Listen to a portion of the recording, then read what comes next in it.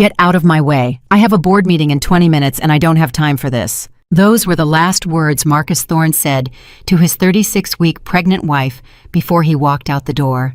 Not a glance back, not a single question about why she was gripping the kitchen counter with both hands, her face drained of color, her breath coming in shallow, desperate pulls. He straightened his tie, picked up his briefcase, and left.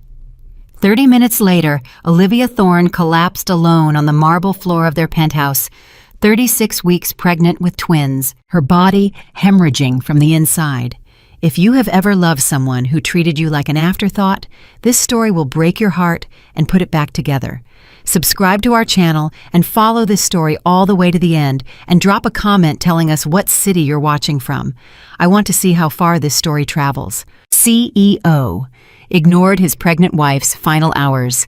His billionaire rival became her hero and twins' dad. The penthouse at the top of Thorne Tower was the kind of place that made strangers stop on the sidewalk 40 floors below and crane their necks upward.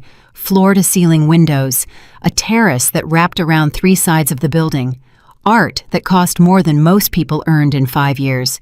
It was the kind of home that appeared in architecture magazines under headlines like Living at the Top and The New American Dream. Olivia Thorne had stopped dreaming a long time ago. She sat at the kitchen island at 6:47 in the morning, both hands wrapped around a cup of herbal tea she hadn't touched, watching Marcus move through the kitchen, the way he moved through everything in his life, fast, efficient, untouched by anyone around him. He was already dressed. Charcoal suit, white shirt, silver cufflinks that caught the early light.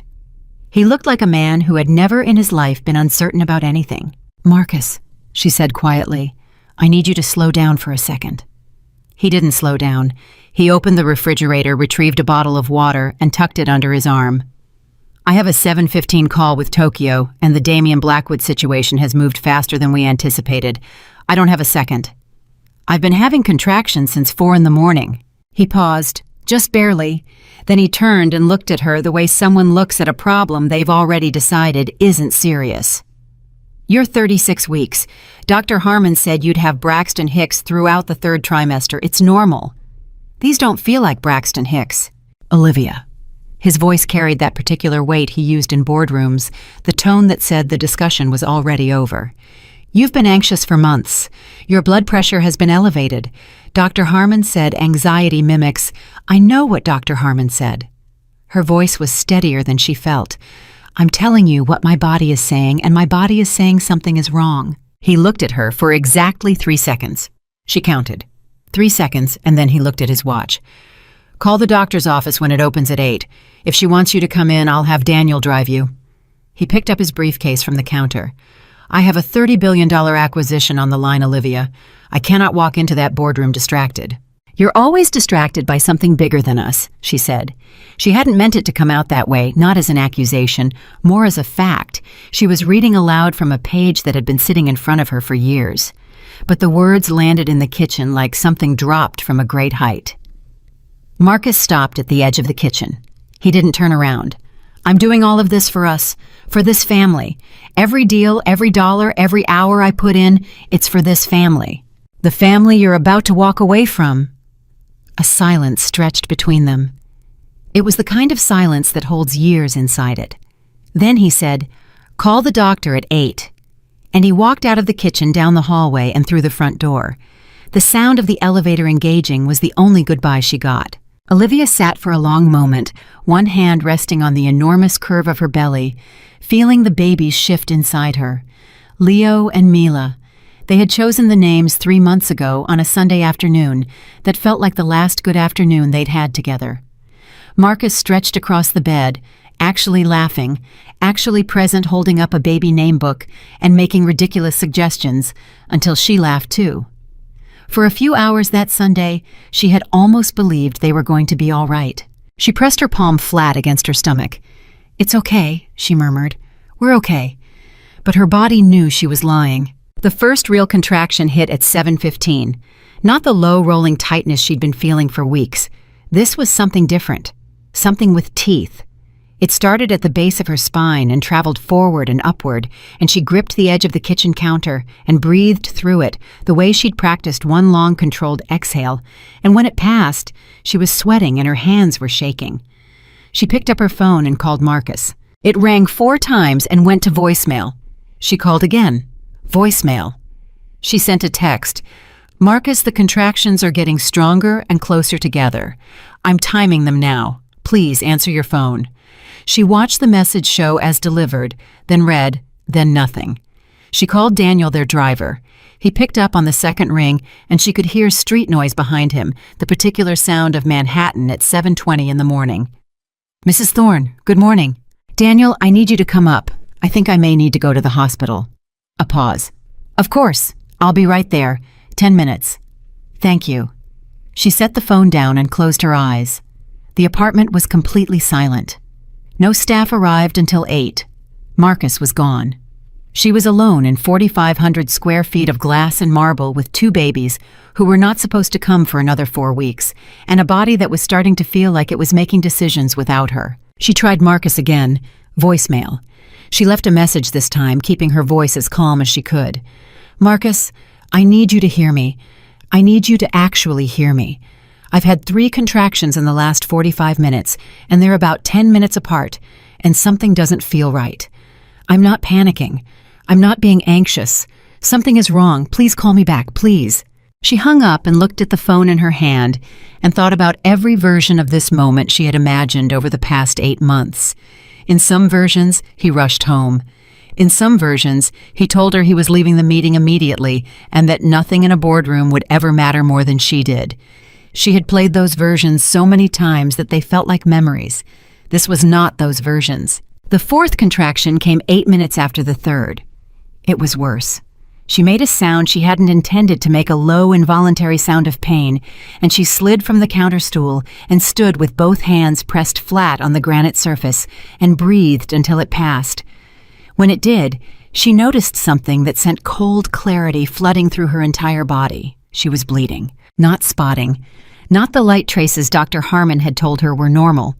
This was real bleeding, the kind that meant something had gone terribly seriously wrong inside her body, and she looked at it and felt the fear she had been managing all morning detach completely from her control and become something absolute. She called 911 first this time. 911, what is your emergency? I'm 36 weeks pregnant with twins. I'm bleeding heavily. My contractions are 8 minutes apart. I'm alone, and I need an ambulance. I'm at Thorne Tower, 41st floor, penthouse north. Okay. I need you to stay on the line with me. Are you able to sit down somewhere safe? Yes. Is the bleeding increasing? She looked. Her stomach dropped. Yes. I have an ambulance on the way. Keep talking to me. What's your name? Olivia. Olivia Thorne. Okay, Olivia, you're doing great. Help is coming. Is there anyone else in the apartment with you? No, I'm alone. She said it like a confession, like something she was only now understanding the full weight of. Downstairs, Daniel walked into the lobby and punched the elevator button. Upstairs in the glass tower on the 43rd floor, Marcus Thorne was standing at the head of a conference table with 30 people staring at him and a slide deck behind him that represented 3 years of strategic planning, and his phone was sitting face down in his jacket pocket with the ringer switched to silent. He had silenced it when he walked into the building. He always silenced it for important meetings. He didn't know his wife was on the phone with 911. He didn't know she was bleeding. He didn't know she was alone on the floor, sitting with her back against the kitchen island, one hand on her stomach, and one hand pressed against the cold marble, talking to a stranger who was trying to keep her calm because there was no one else. He clicked to the next slide and said, "The Blackwood acquisition will not succeed if we allow sentiment to override strategy. This is a $30 billion deal, and I will not walk away from it because the market gets nervous." 27 blocks away, in the mirrored offices of Blackwood Capital, Damian Blackwood was pulling on his jacket and preparing to leave for the hospital, where his lead attorney had agreed to finalize documents for a smaller adjacent deal, a merger that required his physical signature before noon. He was 39 years old, angular, where Marcus was broad, quieter where Marcus was declarative. People who met them both always said the same thing. Marcus Thorne is the louder man, but Damian Blackwood is the more dangerous one. Damian had been Marcus's rival for 6 years. They had competed for contracts for clients for market position and most recently for the controlling stake in a technology company that was worth more than either of them cared to publicly acknowledge. They were not enemies in the traditional sense. They were something more precisely calibrated than that. They were men who had learned to recognize each other across rooms, who understood the other's strategy almost as clearly as they understood their own. But Damian Blackwood had never thought about Olivia Thorne. Not really. He knew she existed. He'd seen her at 2 or 3 industry events over the years, a tall woman with dark eyes who stood slightly apart from the crowd and smiled politely when smiled at, and seemed like the only person in whatever room she occupied who wasn't performing anything. He had registered her the way you register a painting in a hotel hallway, present, quiet, easily overlooked. He didn't know getting into his car that morning that she was bleeding alone in a penthouse 41 floors above the street. He didn't know that in 40 minutes, he would be making the most important decision of his life inside an ambulance. Daniel reached the penthouse just as the second paramedic unit was coming up behind him. He found Olivia on the kitchen floor, still on the phone with the 911 operator, conscious, but pale in a way that made his chest tighten immediately. "Mrs. Thorne," he said, kneeling beside her, "I've got you. They're right here." "Daniel." Her voice was controlled in a way that cost her something. "You need to call Marcus." "I'll call him right now." "Tell him to come. Don't ask him. Tell him." The paramedics moved in around her with practiced efficiency, and Daniel stepped back and called Marcus's cell phone. It went to voicemail. He called the front desk of Thorne Industries. "This is Daniel Reeves, personal assistant and driver for Marcus Thorne. I need to reach him immediately. It is a medical emergency involving Mrs. Thorne." The receptionist transferred him. He was placed on hold. He was still on hold when the paramedics loaded Olivia onto a stretcher. She reached for her phone one more time as they moved through the apartment. She called Marcus. For the 7th time, voicemail. She left no message this time. There was nothing left to say that she hadn't already said, nothing left to ask for that she hadn't already asked for.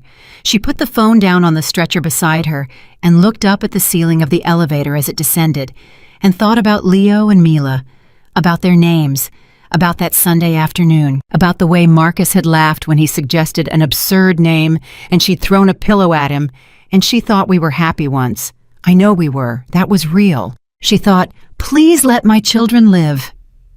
The elevator reached the lobby. The paramedics moved fast. Daniel was beside her, still trying to reach someone who could reach Marcus. The lobby doors opened, and the stretcher rolled out into the cool morning air of Manhattan.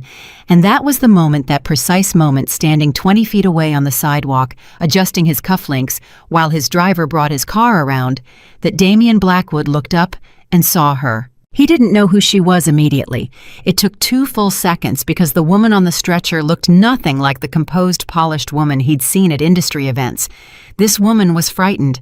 This woman was holding her stomach with both hands, and her face was the particular shade of white that doesn't come from cold air. This woman looked like someone who might be running out of time. And then he recognized her, and he stood very still. His driver pulled up. The door opened. Damian didn't move. One of the paramedics called back to the unit. Possible placental abruption, severe hemorrhaging, 36 weeks, twins' blood pressure dropping. Damian was moving before the sentence finished. Wait, he said. The paramedics looked at him. I know her. Where are you taking her? Sir, we need to go. I know who she is, and I know her husband cannot be reached, and she should not go into that hospital alone. He looked at Olivia, and for a moment they simply looked at each other. Strangers almost separated by years of her husband's enmity and the particular distance that wealth creates between people in the same room. I'm coming with you, he said. Not to the paramedics, to her. Olivia looked at this man she barely knew. This man who was supposed to be her husband's enemy. This man who had no reason on earth to be standing on this sidewalk making this offer. Okay, she said. And her voice broke on the single syllable in a way that said more than any sentence could have. He climbed into the ambulance. The doors closed. The sirens started. And Marcus Thorne, 43 floors above them, clicked to the next slide in his presentation and said, Gentlemen, this is how we win. He had silenced his phone. He had no idea what he had just lost. In the ambulance, Olivia's blood pressure dropped 11 points in 4 minutes. The paramedics moved around her in controlled urgency, calling ahead to the hospital, adjusting the IV line in her arm, calling out numbers that meant nothing to her, and everything to them. She kept her eyes fixed on the ceiling of the ambulance and breathed, and she felt the babies moving, both of them, which she told herself was a good sign that they were still there, still fighting, and she held on to that. Damien sat against the wall of the ambulance across from her, not touching, not speaking, present, in a way that she would not be able to fully articulate for a long time. He wasn't performing calm. He was simply someone who had decided to be there and was being there without apology or drama. "I can't reach my husband," she said. Her voice was flat, like she was reporting a fact about someone else's life. "I know," he said. "He's in a meeting." Something moved across Damien's face. Not contempt exactly, something more complicated. "You don't have to explain him to me," he said quietly. She looked at him for a long moment. "No," she agreed. "I don't." Another contraction came, and this one was different from all the previous ones. It was the kind of pain that removes language entirely, that reduces a person to pure physical response, and she gripped the side rail of the stretcher and made no sound because she had run out of sounds that were adequate to what she was feeling. "I've got you," Damien said. 3 words. Simple. Inadequate in every normal human situation. The most important thing anyone had said to her in months. The ambulance pulled into the emergency bay of Manhattan's premier medical center, and the doors flew open, and the organized chaos of a trauma team receiving a critical patient washed over everything. Olivia was moving before she was fully aware of moving hands, pulling the stretcher, voices calling out her vitals, overhead lights that turned the world white and clinical. She caught one more glimpse of the city as they moved through the bay doors, a slice of morning sky, pale blue and enormous, the kind of sky that doesn't know or care what happens below it. She thought, "Marcus, please come." She thought, "Please." She thought, "Mila." "Leo." The doors closed behind her. In the waiting room outside the trauma bay, Damien Blackwood sat alone in a plastic chair in an expensive suit and did something he almost never did. He waited. He called his office and told them he would not be in. He called his lawyer and postponed the noon signing. He put his phone in his pocket and he waited. And up in Thorne Tower, the meeting continued. Marcus Thorne's phone sat face down in his jacket pocket, receiving messages he would not read for 4 more hours. By then, it would already be too late for everything to be the same. The trauma bay at Manhattan Premier Medical Center did not slow down for anyone. It didn't matter how much money you had, what your name was, or whose wife you were. Inside those doors, the only currency that counted was time, and Olivia Thorne was running out of it. Dr. Renata Voss was already moving when the stretcher came through. She was the head of maternal fetal medicine on call that morning, 51 years old, 23 years in high-risk obstetrics, the kind of doctor who had seen everything and still took every case personally. She had been paged the moment the ambulance called ahead with the words, "Possible placental abruption, severe hemorrhage, 36 weeks, twins." Those words in that order meant one thing. This was not a situation with comfortable margins. "Talk to me," she said, moving alongside the stretcher. The lead paramedic rattled off the numbers. Blood pressure 78/50 and falling, heart rate 140, active hemorrhage, fetal monitors showing both babies in distress, the boy's heart rate dropping in irregular patterns, the girl's more stable, but not by much. Dr. Voss put her hand on Olivia's arm. "Olivia, my name is Dr. Voss. I need you to listen to me very carefully. You have a condition called placental abruption. That means the placenta has separated from the uterine wall. This is serious and we are going to move fast. Are you with me?" "Yes." Olivia's voice was thin but clear. "The babies. Tell me about the babies." "Both heartbeats are present. We are monitoring them every second. But I need you to focus on me right now because the first thing we have to do is stabilize you. Understood?" "Yes." "Good." Dr. Voss looked up at her team. "Get me 2 units of O negative on standby, push the OR to ready, and someone get me the husband on the phone right now."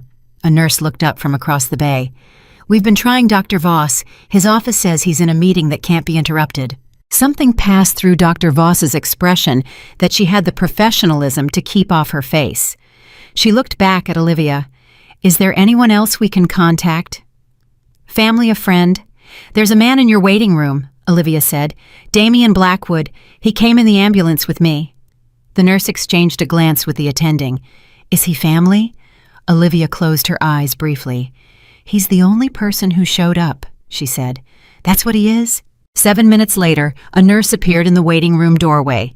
Damien was on his feet before she finished saying his name. "Mr. Blackwood, Dr. Voss would like to speak with you." He followed her through the corridor without asking why. He already understood why. There was no one else. Dr. Voss met him just outside the trauma bay, pulling her gloves off her expression, arranged in the particular way that doctors arrange their expressions when they need someone to hear very bad news and not fall apart. "Mr. Blackwood, I understand you accompanied Mrs. Thorne this morning." "I did.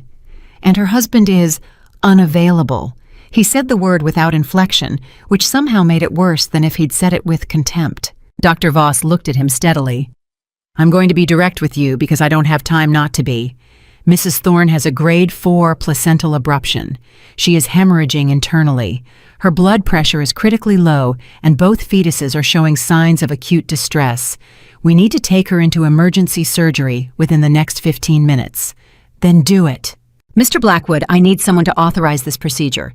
Her husband is listed as her primary emergency contact, and we cannot reach him. Without authorization, I'll authorize it." He said it without hesitating, without calculating, without running the 1,000 legal and personal consequences of that statement through his head. He said it the way people say things when the only question that matters has only one answer. Dr. Voss held his gaze. "You understand you're not her family." "I understand that she came into that ambulance alone and she asked me to stay.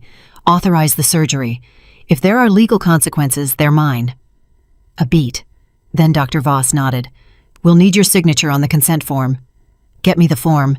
He signed it 60 seconds later in the hallway, standing up, barely reading the language because the language didn't matter.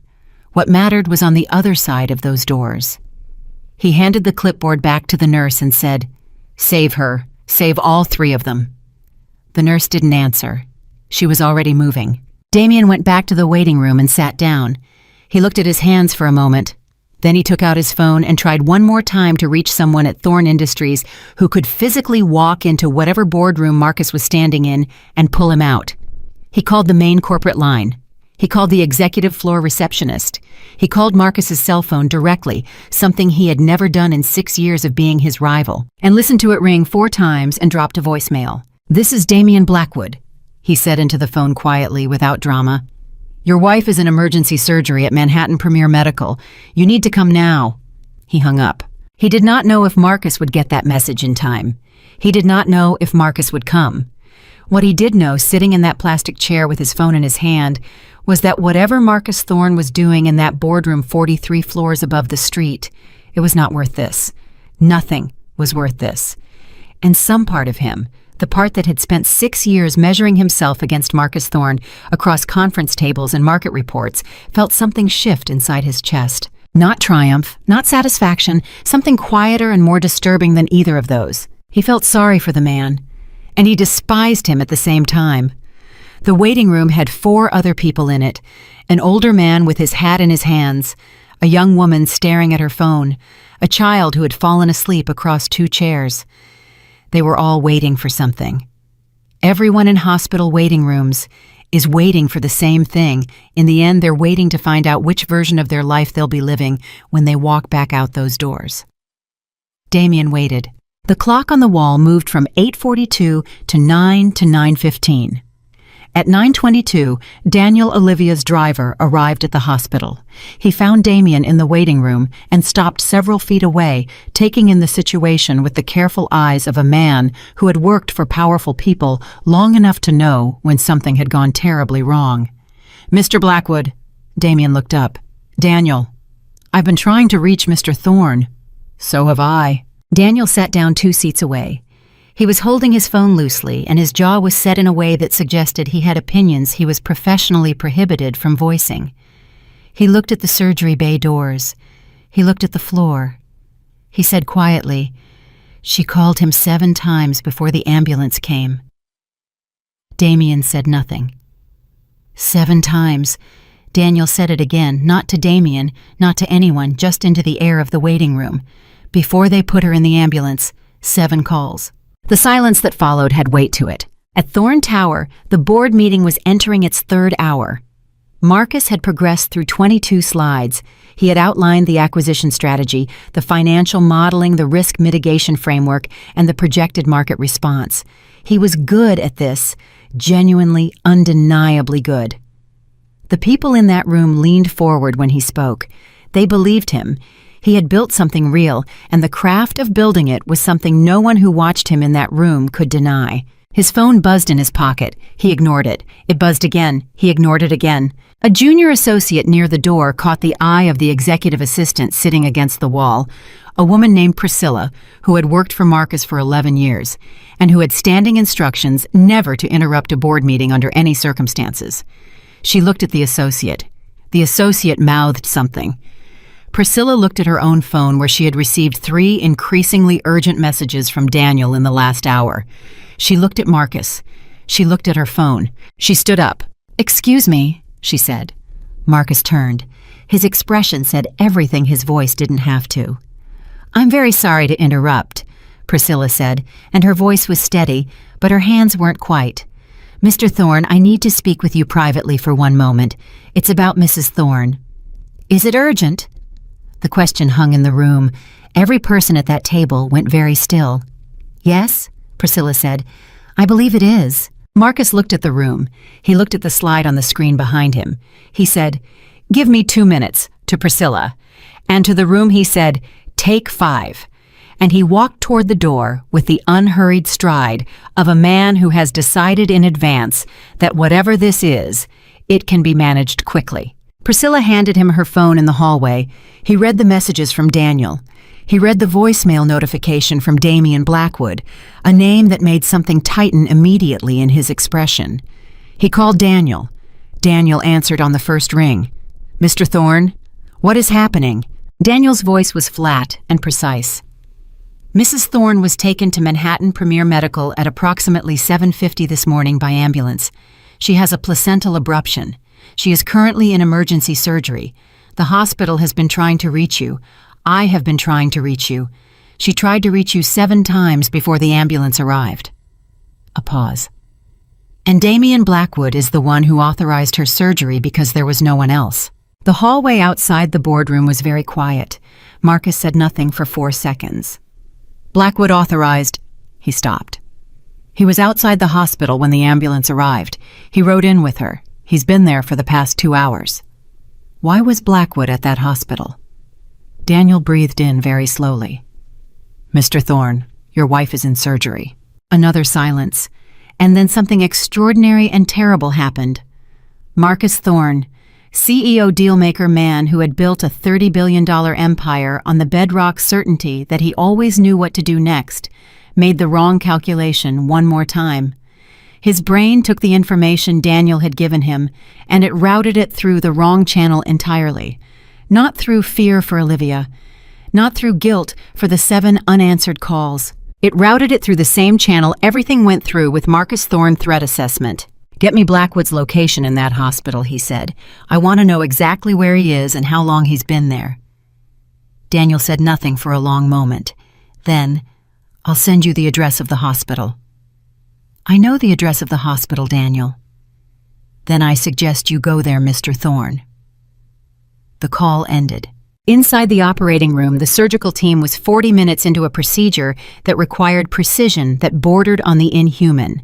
Dr. Voss was working with focused calm, her voice steady, her hands steadier, calling out requests and receiving responses in the clipped, efficient language of a room where everyone understands that language saves seconds and seconds save lives. Olivia was under general anesthesia. She didn't know where she was. She didn't know that her blood pressure had dropped to a point that required the full attention of the anesthesiologist every 90 seconds. She didn't know that baby Leo's heart rate had plummeted at the 43-minute mark, and that for 11 seconds that Dr. Voss would remember for the rest of her career, they had lost his signal entirely. She didn't know that Dr. Voss said quietly into the room, "Come on, little boy, come on." And then the signal returned, faint, irregular, but there. Dr. Voss exhaled through her nose. "Still with us. Let's keep moving." Baby Mila came first at 9:58 in the morning. She was 1 pound 14 ounces, which was almost nothing at all, a fact that Dr. Voss understood in her bones, even as she kept her face neutral. The NICU team received Mila and worked on her with practiced urgency, and after 40 seconds that felt like 40 minutes, there was a sound thin and high and ferocious that was Mila Thorne announcing herself to the world with the full force of her tiny, furious lungs. The room exhaled. Leo came 4 minutes later, smaller, quieter, worryingly still, until the NICU nurse intervened with the specific expertise of someone who has stood in this exact moment before and knows exactly what to do. The quiet stretched. Someone's hand tightened on an instrument, and then Leo made a sound not as loud as his sister, more like a question than a declaration, and the team moved with renewed urgency that meant he was alive, and they intended to keep him that way.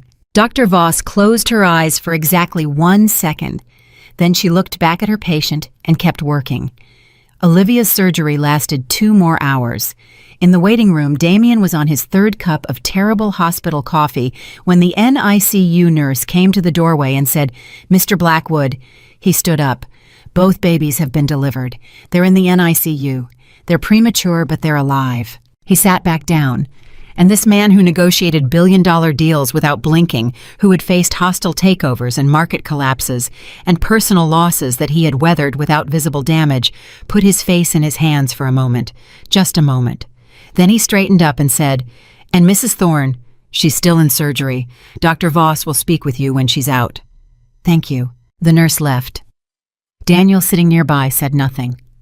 They sat together in silence, the way 2 people sit when they've been through something together that didn't ask their permission. At 11:47, the elevator in the hospital lobby opened and Marcus Thorne walked out. He was still in his boardroom suit.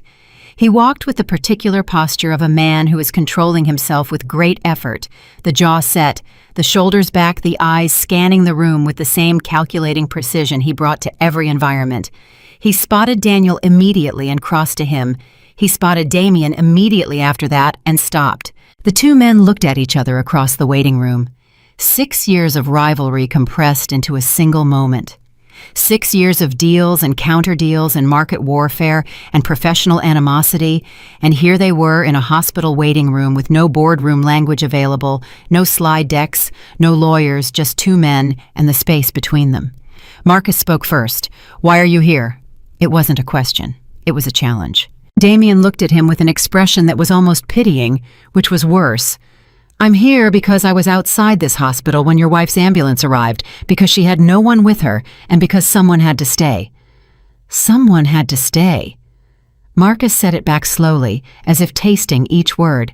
"You authorized her surgery. The hospital couldn't reach you. You had no right. She could have died." Damien's voice stayed level, completely level. That was the thing about Damien Blackwood. He never raised his voice in conflict, and that stillness was more devastating than volume. She was hemorrhaging in an ambulance, and she was alone, and they needed someone to sign the consent form. So I signed it.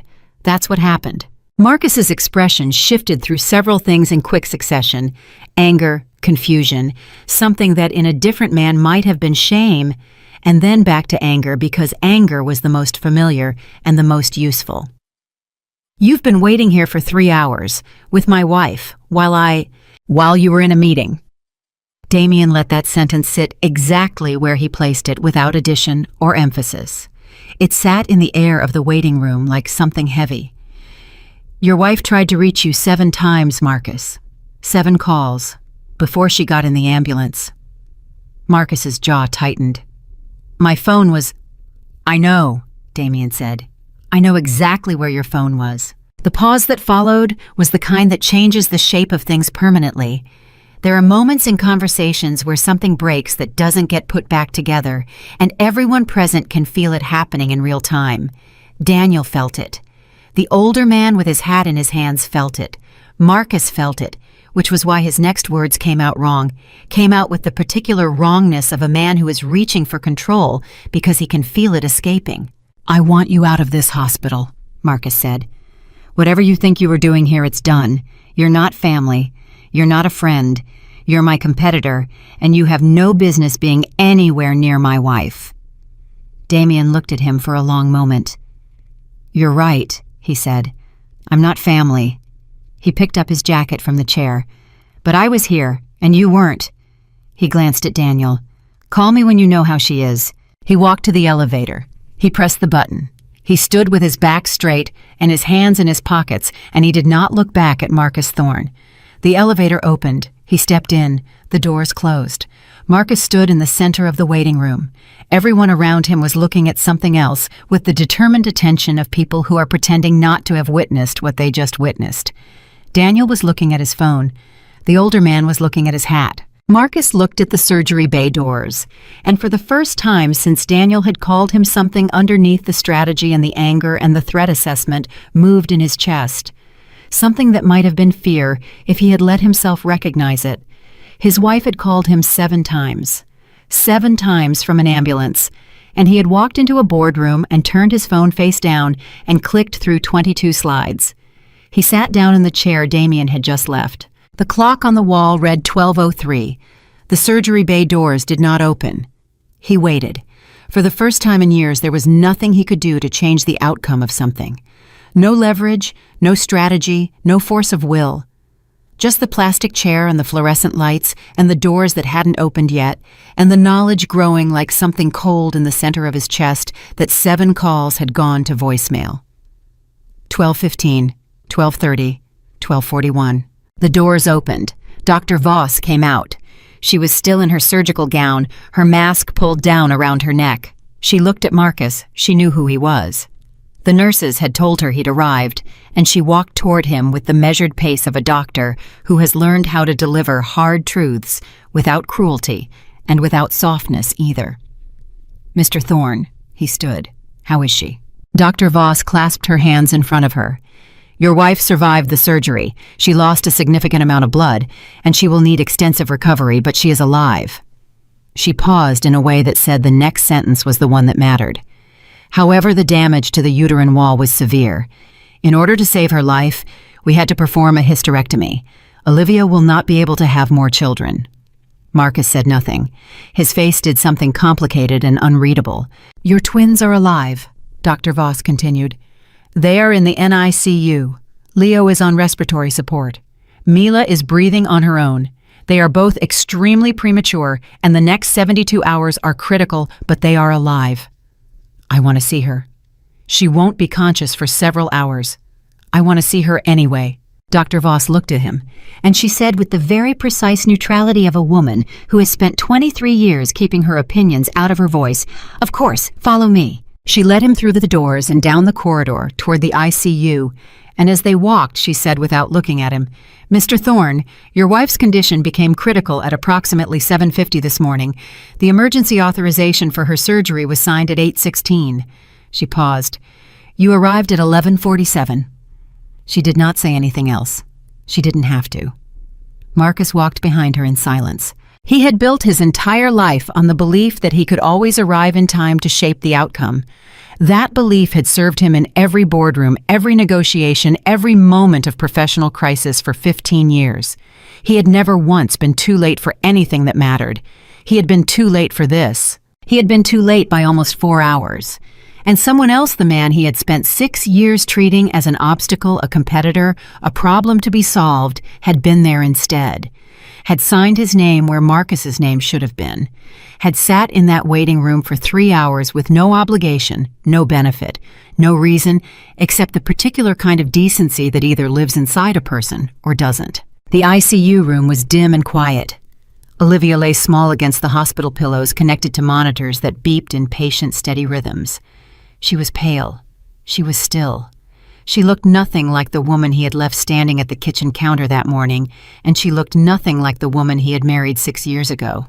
Either the woman who had looked at him at the altar with the kind of open, uncomplicated love that he had never fully understood what to do with. He stood in the doorway for a long time. Then he walked to the chair beside her bed and sat down. He did not take her hand. He looked at her face. He looked at the monitors. He looked at the IV line running into her arm. He looked at her for the first time in a very long time. And he understood in the silence of that room that understanding something is not the same as being in time. Olivia woke up at 4:17 in the afternoon. Not gradually, not the slow, peaceful surfacing from sleep that people describe when anesthesia wears off gently.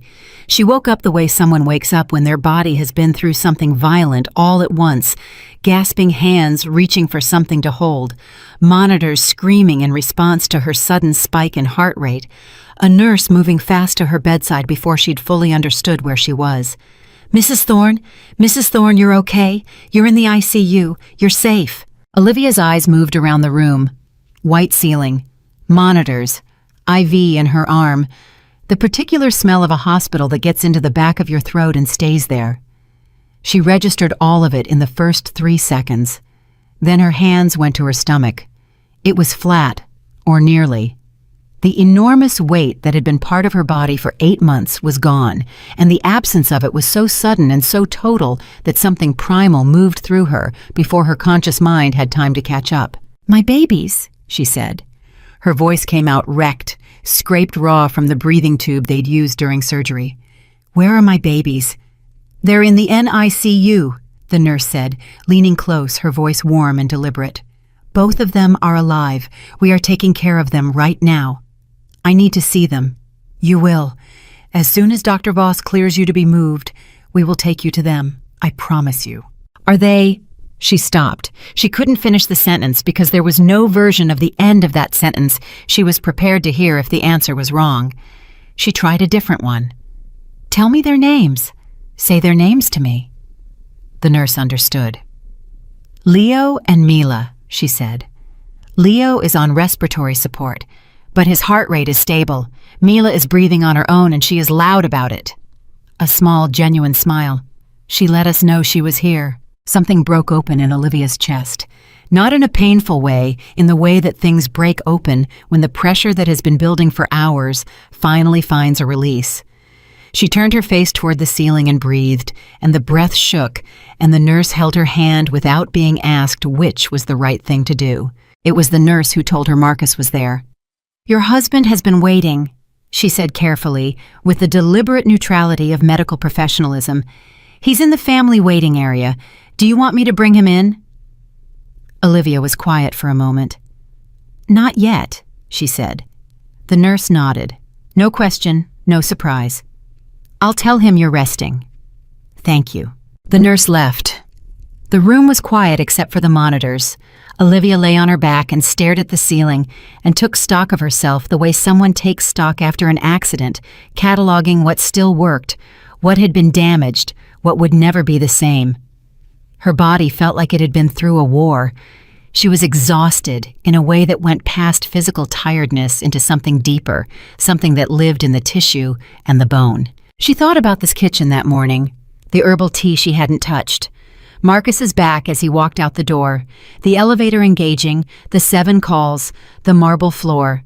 She thought about the ambulance, the paramedic's voice calling out her blood pressure numbers, the particular quality of terror that comes with knowing your body is failing and you cannot stop it.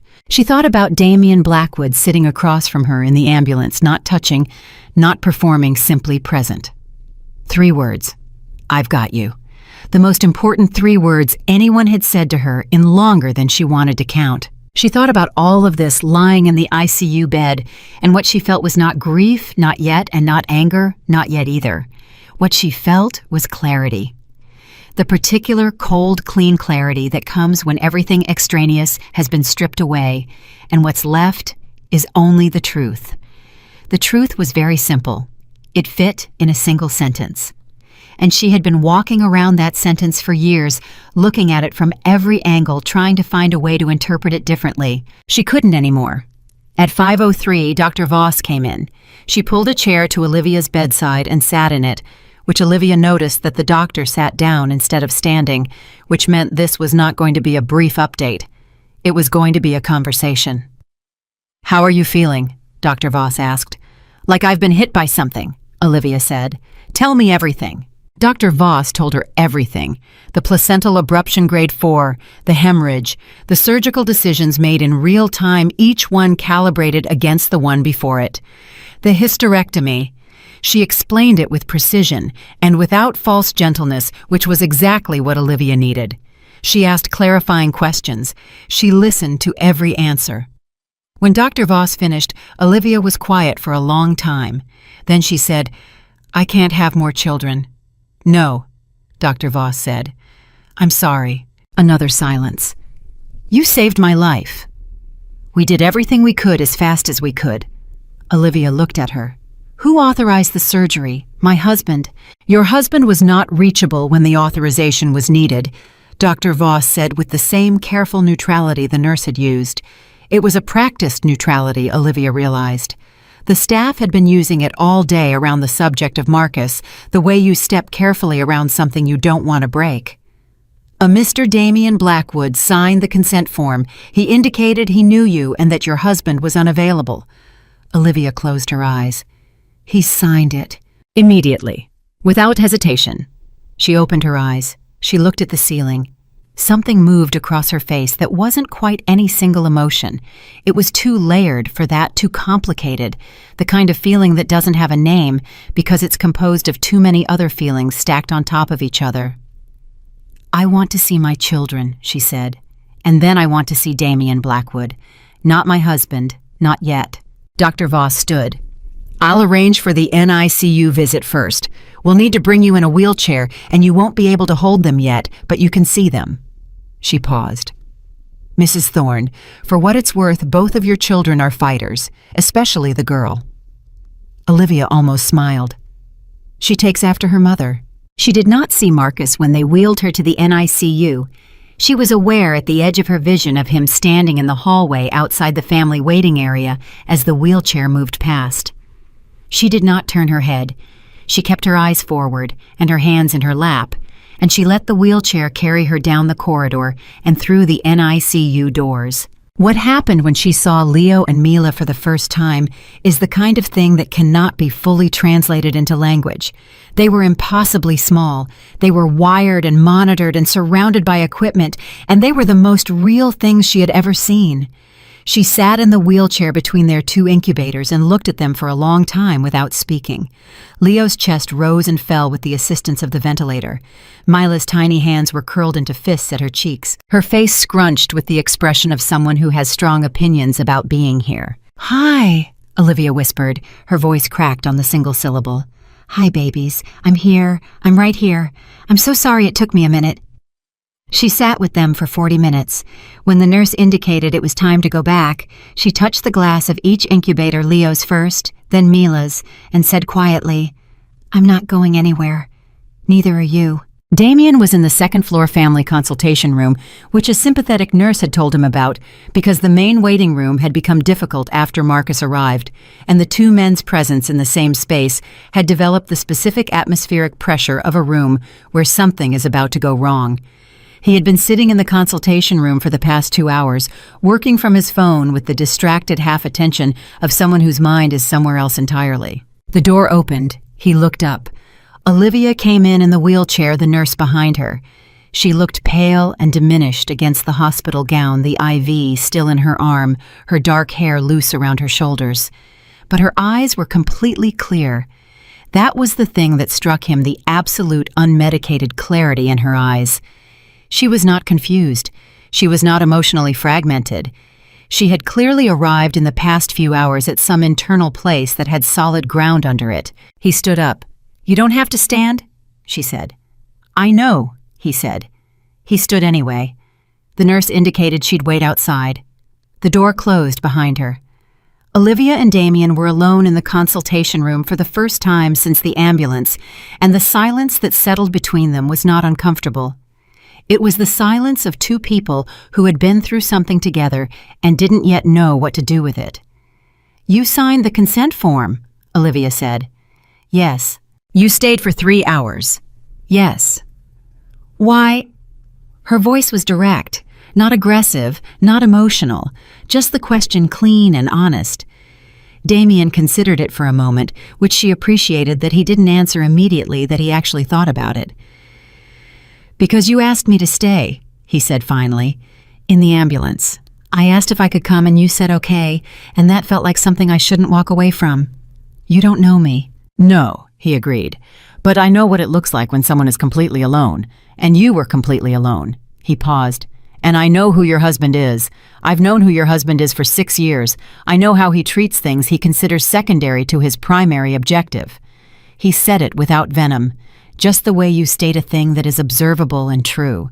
You are not going to be secondary today, not if I could help it. Olivia was quiet for a moment. He's here now, she said. Marcus. I know. We spoke briefly. A pause. It didn't go well. I imagine it didn't. She looked at her hands in her lap. He's going to say you had an agenda, that you were here for reasons related to your competition with him. He's already building that narrative in his head. I know him well enough to know that. Damien looked at her. Is that what you think? No, she said, without hesitation. No, that's not what I think. Something relaxed slightly in Damien's posture almost imperceptibly. What do you think? I think you're a person who made a decision to do a decent thing and then followed through on it, and I think that's rarer than it should be. She looked up at him. My twins are alive because you signed that form. He said nothing. I know that might not be entirely accurate medically. Dr. Voss would have found a way. But in the moments that mattered, you were the one who made the call, and I need you to know that I know that. She held his gaze. Thank you. Damien nodded. Once. It was not a casual nod, it had weight in it, the acknowledgement of something that had passed between them in the last 8 hours that neither of them had language for yet. How are they? He asked. The twins. Small, she said, and then unexpectedly, Mila has her fists up already. The nurse said she's been like that since she came out.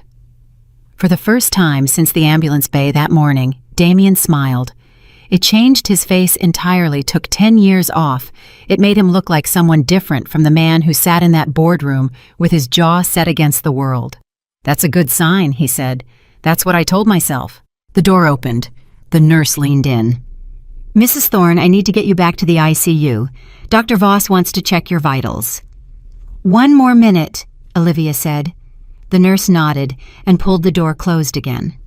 Olivia looked at Damien. Marcus is going to make this difficult, whatever this is. He's going to make it into something it isn't.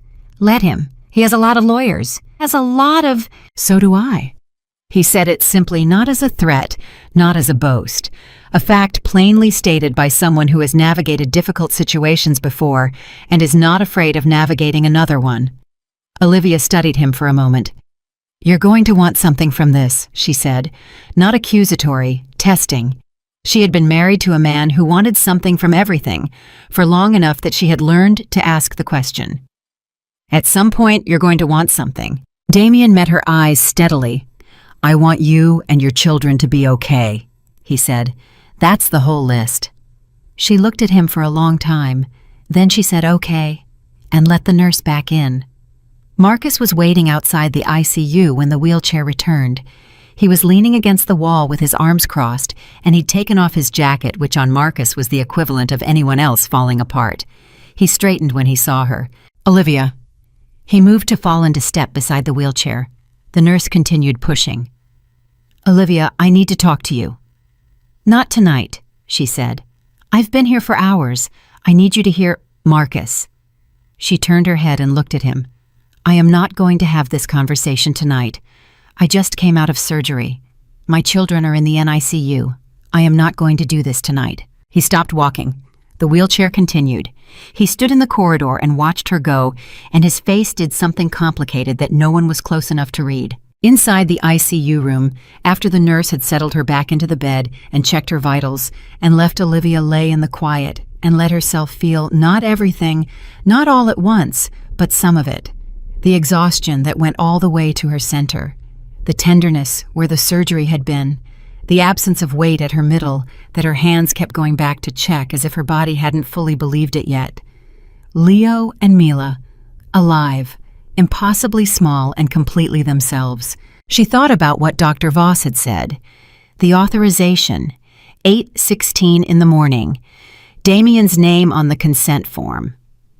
Marcus's phone silenced face down in his jacket pocket, in a boardroom 43 floors above the street. She thought about 7 calls going to voicemail. She thought about 3 words. I've got you. And she thought about something else, something she had been keeping in a locked room in the back of her mind for a long time, some years longer than she had admitted to herself. She thought about who Marcus Thorne had always been, not who she had hoped he would become, not who he was in the good moments, not who he was on that Sunday afternoon with the baby name book, but who he had always fundamentally been when something in the world competed with her for his attention. She had always come second. She had told herself it was temporary. The early years of the company required sacrifice. The major deals required focus.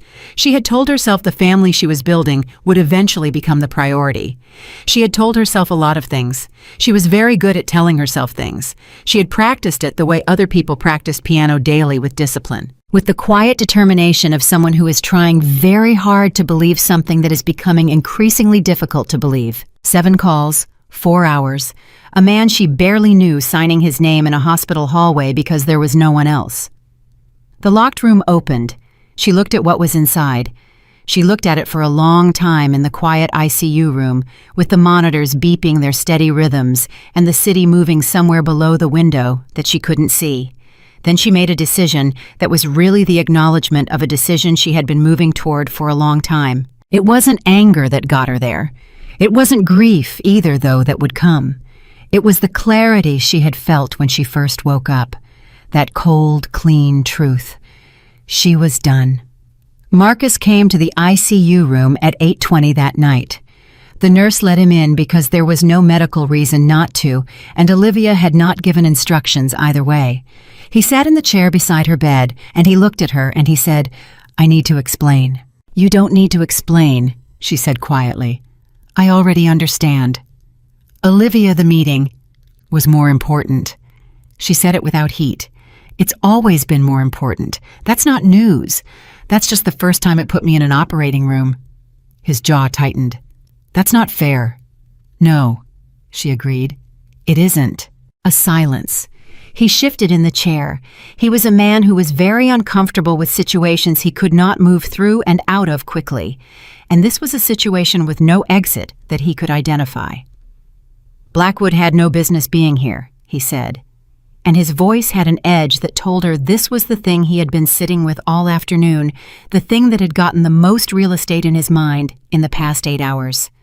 Not what happened to her, not the surgery, not the 7 calls, not the 4 hours, Damian Blackwood's presence in this hospital. He signed a form that was mine to sign. He inserted himself into our family. He was the only one here, Marcus. Her voice was still quiet. That was what was so devastating about it, that it wasn't raised. "You want to talk about Damian Blackwood inserting himself into our family.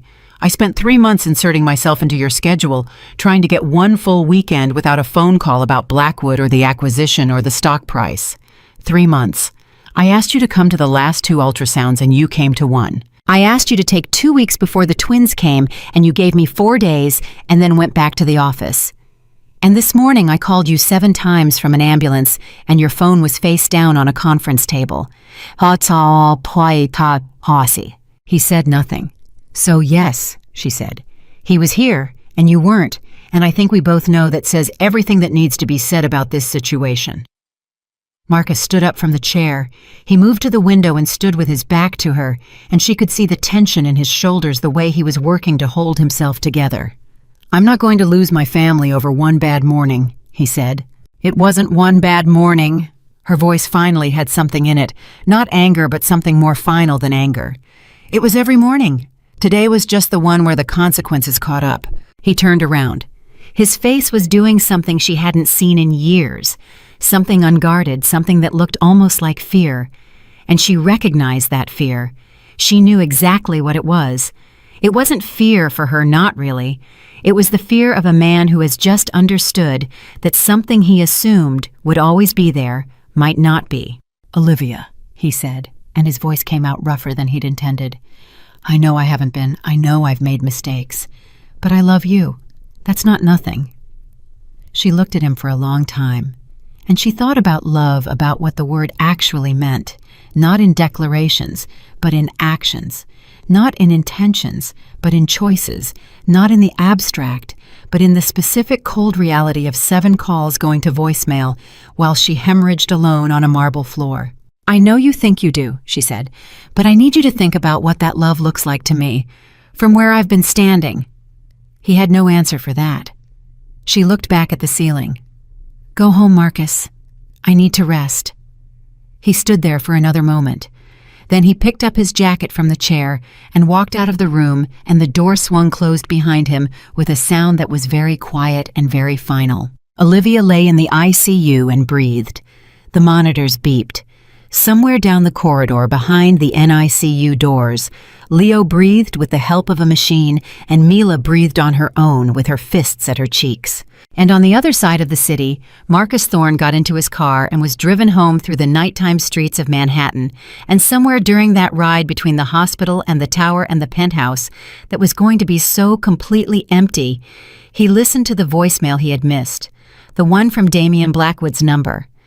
8 words in a quiet, undramatic voice. "Your wife is in emergency surgery. Come now." He listened to it 3 times. He did not listen to the 7 from Olivia. He was not ready for those yet. But here was the thing he didn't know, the thing that would become the pivot point of everything that followed. On Olivia's phone, which the nurse had plugged in and placed on the bedside table, the call log was intact. Every outgoing call time-stamped to the second. And there was something in that call log that was not simply the record of 7 missed calls. There was something in that log that told a more specific story than anyone yet understood, because 3 of those calls had not simply gone to voicemail. They had been declined. Someone had pressed a button on the other end and sent them to voicemail. Not silenced, not missed, declined. Olivia didn't know this yet. She would know it in the morning when she had the strength to look at her phone. And when she knew it, the cold clarity she had felt since waking up would sharpen into something different, into the particular kind of resolve that only comes when you have looked at the truth without flinching and decided you will not pretend it is something else.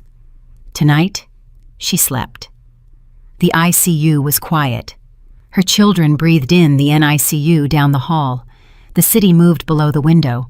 And the call log sat on the bedside table holding its information with the patient, indifferent accuracy of a machine that simply records what happens and has no interest in protecting anyone from it.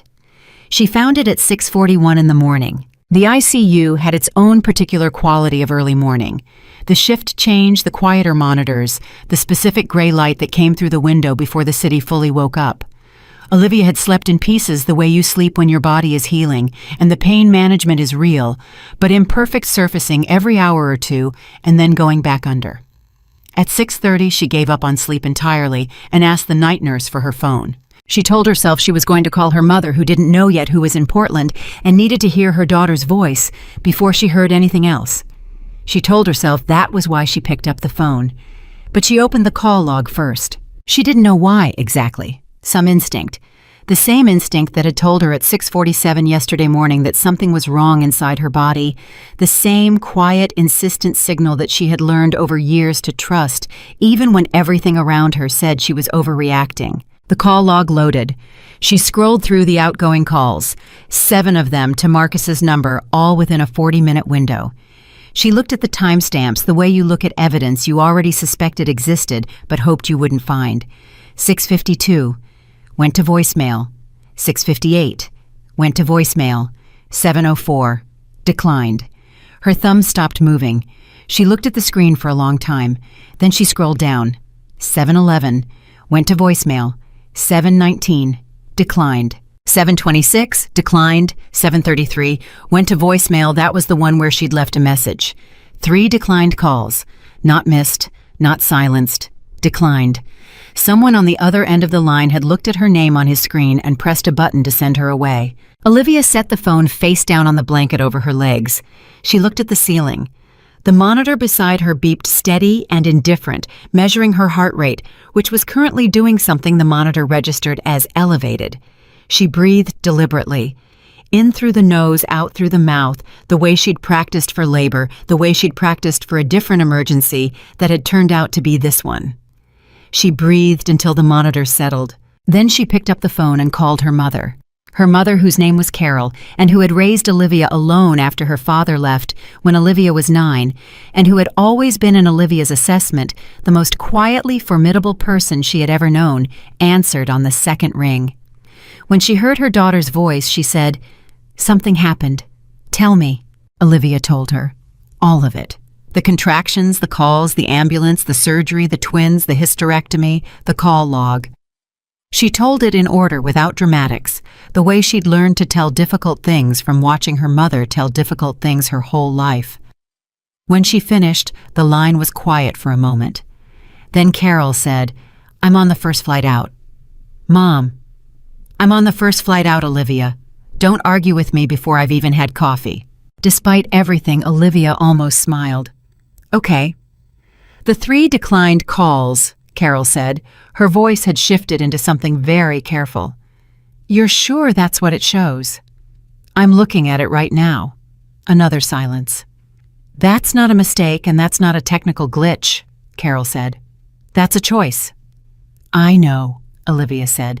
"What are you going to do?" Olivia looked at the window. The city was brightening. "I'm going to need a lawyer," she said. By 9:15, Marcus arrived at the hospital. He came with coffee and flowers, which told Olivia everything she needed to know about where his head was. He was in repair mode, which was the mode Marcus always entered when something in his personal life needed management. He had a specific set of behaviors for repair mode. He showed up. He brought things. He was attentive in the deliberate way of someone following a checklist.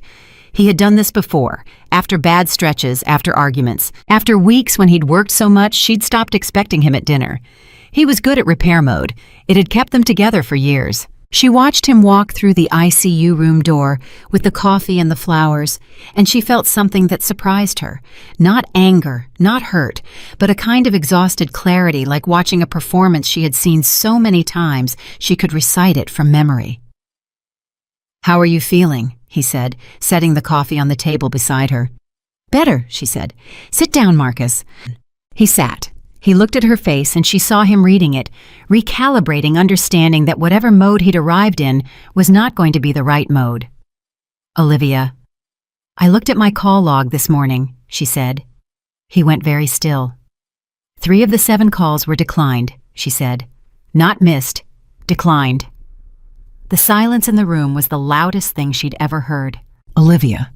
His voice was careful, measured. The boardroom voice, which was the wrong choice, and she could see the moment he realized it was the wrong choice. "I was in a meeting that I could not—" "You declined them, Marcus." She kept her voice level.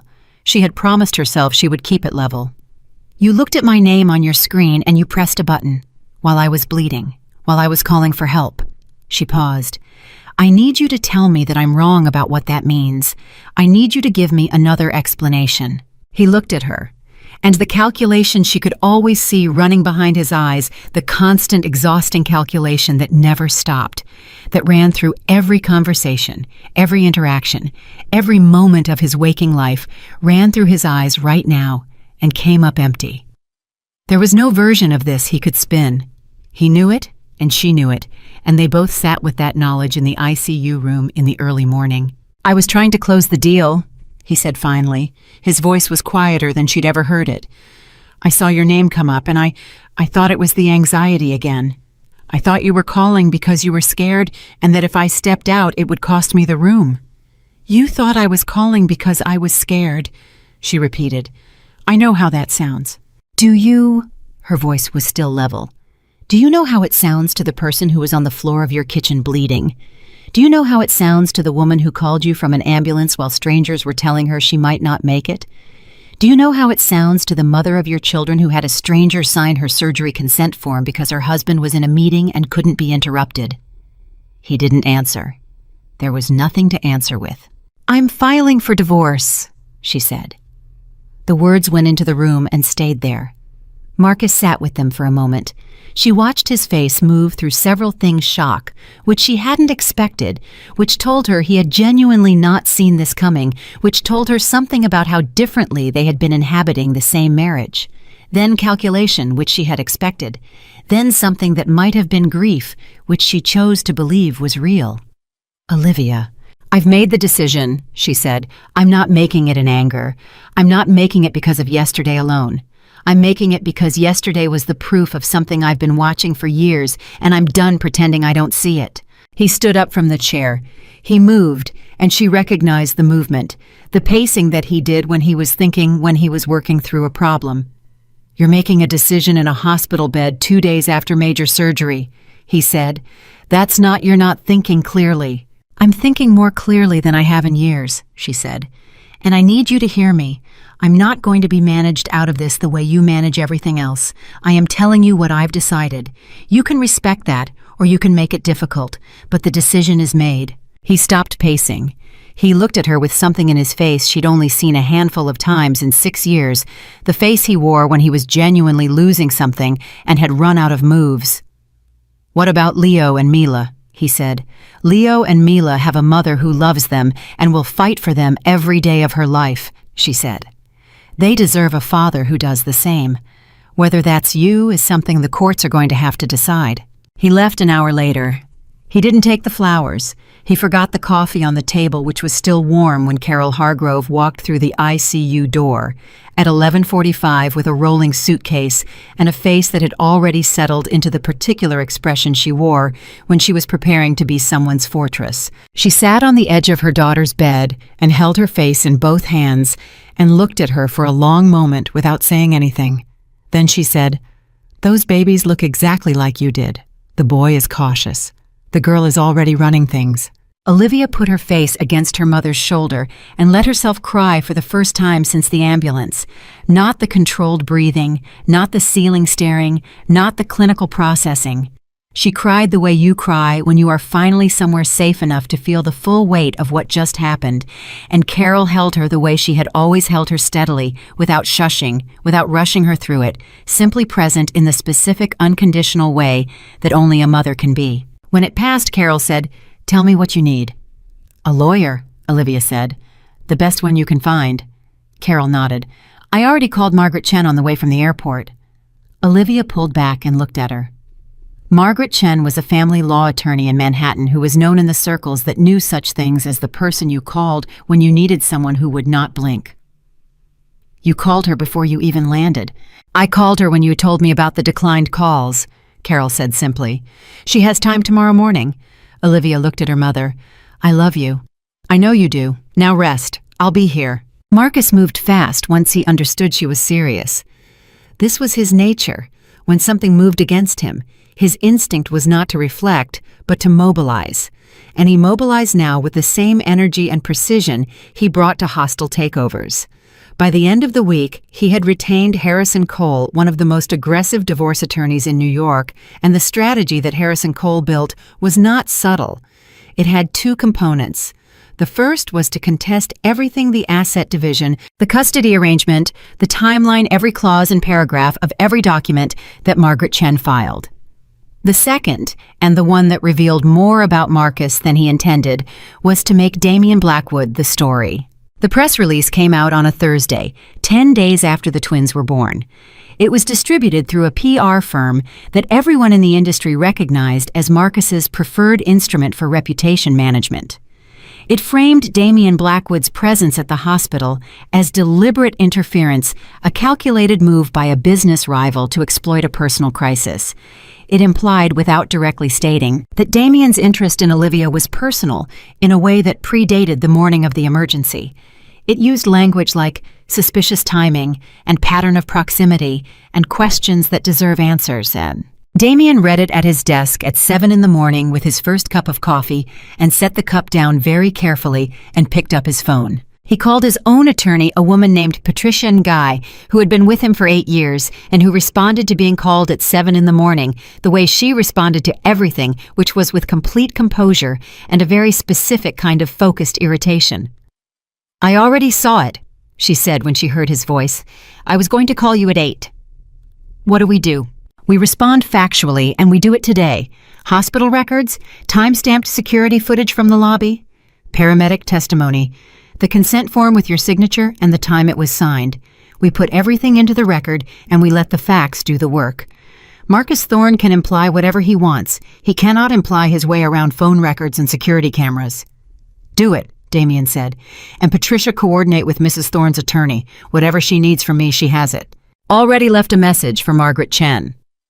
Damian set his phone down and sat for a moment in the quiet of his office. He thought about the press release. He thought about what it meant that Marcus's first move, not his second, his first had been not to reach his wife, but to attack the man who had helped her. He thought about what that said about the architecture of Marcus Thorne's interior life, about what he valued, and in what order he valued it. He thought about Olivia in the wheelchair, pale and diminished and completely clear-eyed. "I've got you," he'd said in the ambulance. 3 words he hadn't planned to say that had come from somewhere instinctive and had surprised him as much as they surprised anyone. He hadn't taken them back. He wasn't going to. Margaret Chen was as advertised someone who did not blink. She filed the divorce petition on Olivia's behalf with the kind of methodical precision that suggested she had been building toward this moment the entire time she was listening in that hospital room. The petition cited irreconcilable differences, but the supporting documentation that Margaret attached, phone records, hospital intake records, time-stamped call logs, the consent form. The paramedic incident report told a story that irreconcilable differences didn't fully cover. The call log was the centerpiece. 3 declined calls time-stamped during the window when Olivia had been in documented medical crisis. The hospital intake record showed her arrival time and the condition she arrived in. The paramedic report described her blood pressure on arrival. The mathematics of those documents laid out in sequence was not ambiguous. Harrison Cole Marcus's attorney moved to suppress the call log evidence on the grounds that it was irrelevant to the financial dispute. The judge, a woman named the Honorable Patricia Marsh, who had been on the family court bench for 17 years, and who had over those 17 years developed an exceptionally fine-tuned sensitivity to the difference between relevant and convenient, denied the motion in 4 sentences. The call log is directly relevant to the question of Mr. Thorne's judgment priorities and fitness as a co-parent, Judge Marsh wrote. A parent's response to a documented medical emergency involving his spouse and unborn children speaks to character. The motion is denied. Marcus's response to the denied motion was to call a press conference, which Harrison Cole advised against, and which Marcus did anyway, because Marcus had always believed that he could control narrative if he could control the room, and he had spent 39 years being right about that. He stood at a podium in front of 30 journalists and said, with the particular conviction of a man who has talked himself into believing his own version of events, that he had been deliberately misled about the severity of Olivia's condition, that his phone had been malfunctioning, and that the orchestrated campaign against him was being driven by his business rival's attempt to take advantage of a personal crisis. The word malfunctioning appeared in headlines the next morning alongside a side-by-side timeline compiled by 3 different news organizations that showed with clinical precision exactly what Marcus's phone had been doing during the window in question. The declined calls, the board meeting, the 22 slides, the 4 hours. The press conference made things significantly worse. By the 3rd week, something had shifted in the way the case was being perceived, both in the courtroom and outside it. The hospital staff, the nurses, the paramedics, the attending who had worked alongside Dr. Voss, gave testimony that was not dramatic. It was simply accurate. They described what they had seen: a woman who arrived alone in critical condition, a man who signed the consent form quickly and without negotiation, a husband who arrived 3 hours and 57 minutes after his wife was admitted, staff who had tried to reach the husband by every available means and had been unable to do so. The NICU nurses were perhaps the most quietly devastating witnesses. One of them, a woman who had worked in neonatal care for 22 years, was asked whether Mr. Thorne had visited the NICU in the first 48 hours after the twins' birth. She said yes, he had come once on the evening of the first day. She was asked how long he had stayed. She said approximately 20 minutes. She was asked whether he had returned the following day. She said no. She was asked if she knew where he had been. She said that was outside her knowledge, but that in 22 years she had never seen a father of premature infants in the NICU less than Mr. Thorne had been. Harrison Cole objected to the final statement as opinion. Judge Marsh allowed it as professional observation. Marcus sat at the defense table, and his face was the particular mask of a man who is watching something collapse that he believed was structurally sound, that he had believed was structurally sound for years, that has turned out to have been held together by the unacknowledged labor of someone who is no longer willing to hold it. Damian Blackwood's testimony was brief and factual. He explained how he came to be outside Manhattan Premier Medical that morning. He explained what he witnessed. He explained the decision he made and why he made it. He explained the conversation with Dr. Voss. He read the consent form he had signed into the record. He answered Harrison Cole's cross-examination without visible irritation, which drove Harrison Cole quietly insane because you cannot rattle someone who is simply describing what happened. "Mr. Blackwood," Harrison Cole said with the particular tone of a man attempting to reframe a narrative, "isn't it true that you have a significant financial motivation to damage Marcus Thorne's reputation?" Damian looked at him evenly. "I have a professional competition with Marcus Thorne. I have no motivation to damage him that exceeds my motivation to tell the truth, which is none. And yet here you are testifying on behalf of his wife." "I'm testifying on behalf of the facts," Damian said. "Mrs. Thorne's attorney asked me to describe what I witnessed. I'm describing what I witnessed. If that damages Mr. Thorne, I'd suggest the damage comes from what he did not from my description of it." Cole moved on. He had no follow-up. Olivia had been out of the ICU for 2 weeks and in a private room when the custody hearing began. She came to court each day in the particular state of controlled exhaustion that defined her life in that period, running between the hospital where her children were still in the NICU, managing her own recovery, working with Margaret Chen, and maintaining for Leo and Mila's sake a steadiness that cost her more than anyone could see. Carol was with her every day. Damian came twice, sat in the gallery, said nothing, and left when it was over, which was exactly the right thing to do. She testified on the 4th day. She sat in the witness chair, and she told the truth in the same way she had told it to her mother in the ICU, in order, without dramatics, the way you tell things when you have decided that precision matters more than performance. She described the morning. She described the calls. She described waking up in the ICU to find that a man she barely knew had authorized her surgery. She described the ICU conversation with Marcus. She described the press release that had appeared 10 days later. She described 3 months of asking for involvement and receiving absence. She was not emotional on the stand. She was not cold either. She was simply completely honest in the way that costs the most and changes the most when it lands. When Harrison Cole cross-examined her, he asked whether she had any evidence that Mr. Thorne had deliberately placed her in danger. She said no. He asked whether she believed he had wanted her to be harmed. She said no. He seemed encouraged by this. Then she said, "But wanting and choosing are 2 different things. I believe he wanted me to be fine. I believe he chose 3 separate times to send my call to voicemail. And I believe a person's choices tell you who they are more accurately than their intentions do." Cole had no follow-up. Judge Marsh ruled on a Friday afternoon 3 weeks into the proceedings. The courtroom was not full. This was not a criminal case. There were no cameras, but the people who were there felt the weight of what was about to happen. Olivia sat beside Margaret Chen. Marcus sat across from her beside Harrison Cole. They had not made eye contact in 4 days. Judge Marsh spoke for 11 minutes. She spoke about the evidence. She spoke about the call log and the timeline and the hospital testimony and the NICU records. She spoke about the standard for custody determination, which in New York was the best interest of the child, and she said that the best interest of Leo and Mila Thorne required a primary custodial parent who demonstrated in the specific concrete terms of documented behavior that they prioritized their children's welfare above competing concerns. She awarded primary custody to Olivia. She allowed Marcus supervised visitation pending a 6-month behavioral review. She ordered child support at a figure that Harrison Cole immediately indicated would be appealed, and that Margaret Chen immediately indicated she was not concerned about. Marcus sat very still when the ruling was read. He did not move for a long time.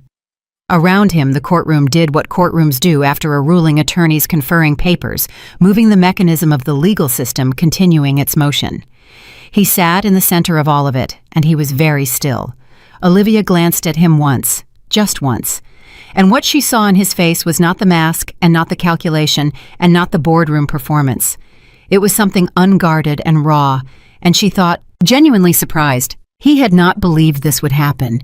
He had genuinely believed right up until Judge Marsh's voice finished reading the ruling that he would win. That was perhaps the saddest thing about him, not the cruelty, because she didn't believe he was cruel, not the neglect because she understood that was something in him he had never learned to fight, but the absolute certainty that had insulated him from the consequences of his choices for so long that when the consequences finally arrived, they found him completely unprepared. Outside the courthouse, the October air was cold and clear. Olivia stood with Margaret Chen and her mother while the next steps were discussed, and she looked up at the sky, pale blue, enormous, the kind that doesn't know or care what happens below it. She had looked at that same indifferent sky from an ambulance stretcher 2 months ago and thought about Leo and Mila and begged wordlessly for them to survive. They were surviving. They were both off respiratory support now. Leo was 3 pounds 6 ounces and had recently discovered that he had hands and was spending considerable time examining them. Mila was 4 pounds 1 ounce and had, according to the NICU nurses, strong opinions about feeding schedules that she communicated with full force. They were surviving. She was surviving. Carol put a hand on her daughter's shoulder. "Ready to go?" "Yes," Olivia said. She didn't look back at the courthouse. She didn't look for Marcus. She had given him enough of her backward attention for long enough. She walked to the car with her mother and her attorney and the October wind at her back.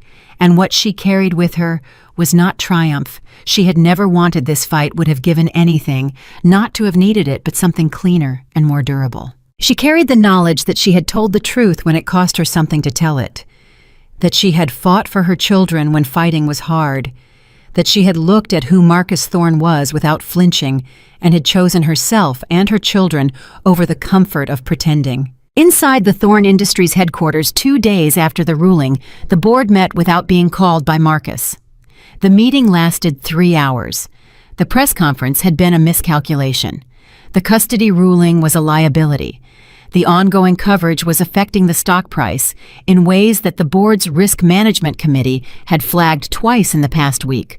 Marcus had built this company. He had built it from a real estate holding into a $30 billion diversified empire through force of will and genuine intelligence and the kind of relentlessness that either builds things or destroys them, sometimes both at once. He walked into that board meeting believing he was going to manage it. He walked out without his CEO title. The board voted 11-4 to place the company under interim leadership pending a strategic review. It was framed as a voluntary transition in the official statement. Everyone in the room understood what it was. Marcus Thorne drove home that afternoon through the same streets he had driven every day for 15 years, and he looked at the city he had conquered, and he tried to find somewhere in the familiar landscape the version of the future he had always assumed was waiting for him. The penthouse, the company, the family, the life that matched the story he had told himself since the beginning. The city looked the same. Nothing in it had changed. He was the thing that had changed. Or rather, and this was the harder truth, he was the thing that had always been this way, and the world had simply stopped pretending otherwise. Leo came home on a Tuesday. He was 2 months and 4 days old, 3 pounds 14 ounces when he was born, and now a solid 6 pounds 2 ounces. And the NICU nurses who had been with him since the first hour lined the hallway when Olivia carried him out in his car seat. Some of them were crying. The one who had been there when his heart rate dropped for 11 seconds. The one who had leaned over his incubator and said, "Come on, little boy, come on." Reached out and touched his cheek as Olivia passed and said, "You fought hard, little man. You remember that." Olivia had to stop walking for a moment. She stood in the middle of the NICU hallway and breathed very carefully until she could move again. Mila had come home 11 days earlier, loud and certain, and apparently unconcerned by the fact that she had entered the world 6 weeks ahead of schedule. She had spent her first night home exercising her opinions about the bassinet, the room temperature, the specific way the night nurse held her, and what appeared to be the general arrangement of the universe. Carol, who had been sleeping in the guest room for 2 months, had come into the nursery at 2 a.m. and looked at her granddaughter screaming at the ceiling and said quietly, "She is absolutely yours." The apartment Olivia had moved into was not the penthouse. The penthouse was still technically in dispute, one of 17 separate financial items that Margaret Chen and Harrison Cole were working through with the grinding, meticulous pace of two attorneys who were both very good at their jobs and not particularly interested in making it easy for each other.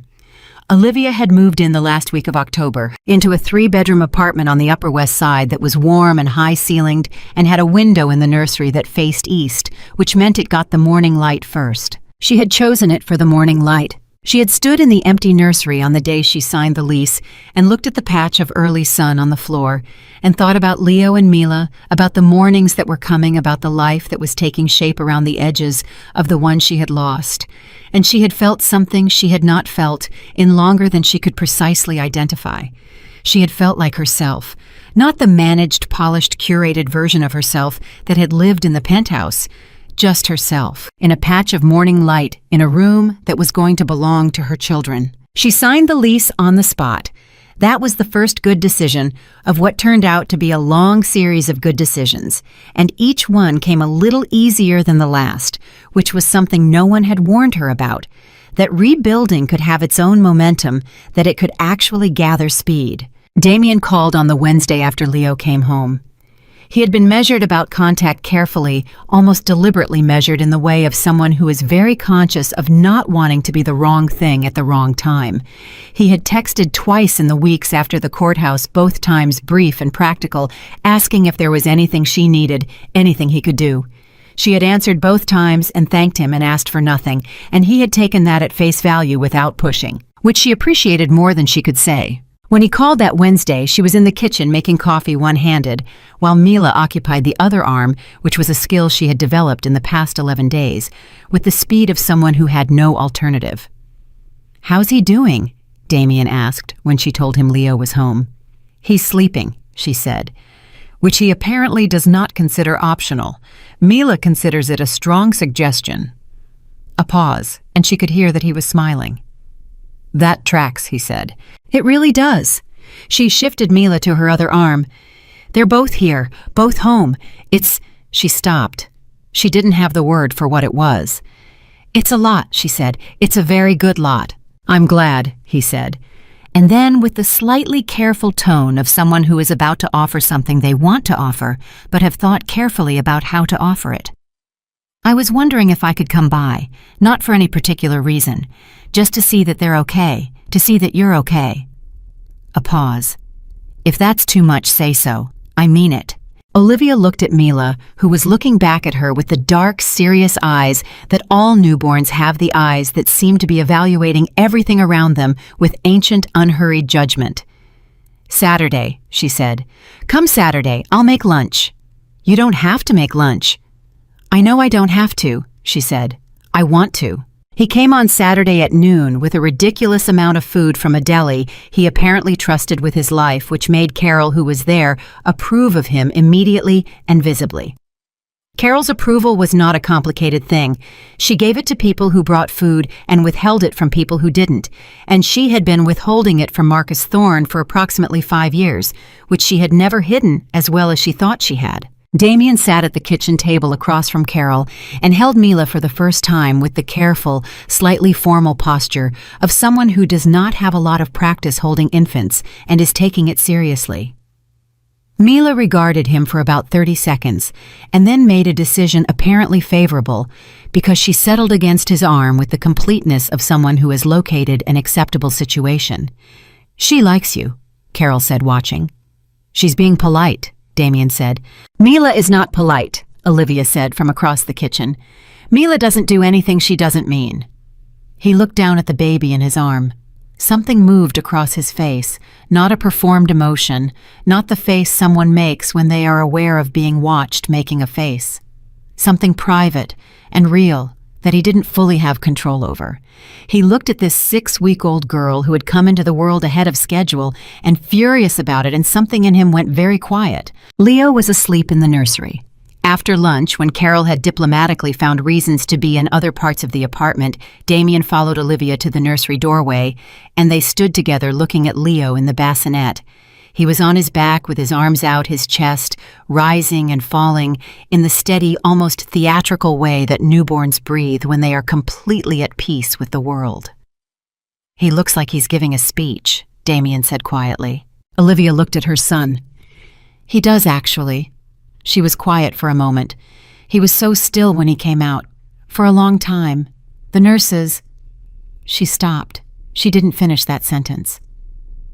The first sound he made sounded like a question, like he was asking if it was okay to be here. Damien said nothing. He just listened, which was one of the things she had noticed about him, that he listened in a way that left space, that didn't rush to fill silences with his own words or his own responses, that trusted the person speaking to find their own end. "I answer him," she said. "Every morning when he first wakes up before he has time to cry, I lean over the bassinet and I say yes. Yes, it is absolutely okay for you to be here. You are so welcome here." She paused. "I know he doesn't understand the words."